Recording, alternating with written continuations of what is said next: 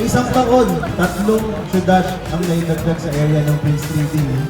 Hindi po yun biro at hindi rin naging madali ang paglalakbay doon, pero nagawa po yun ni Atty. Mike.